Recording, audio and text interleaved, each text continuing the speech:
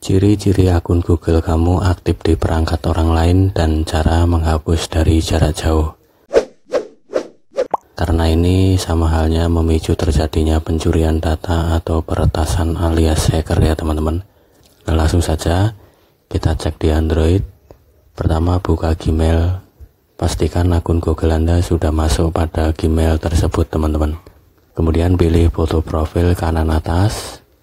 Selanjutnya pilih kelola akun Google Anda di bawah profil. Kita dibawa ke akun Google. Beberapa opsi pilihan sudah nampak di sini ya teman-teman. Ada beranda, info pribadi, data privasi, keamanan orang dan berbagi. Geser ke kiri, kemudian teman-teman pilih keamanan.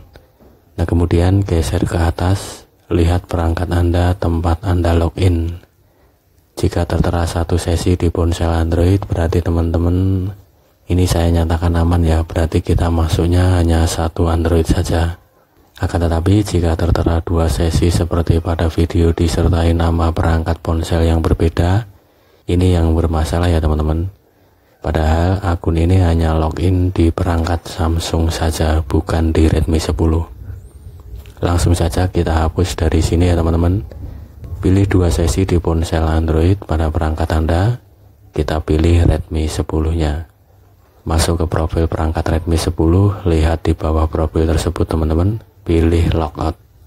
Nah, pada jendela apung logout di Redmi 10, kemudian pilih logout. Berhasil, kemudian kita kembali ke beranda perangkat Anda.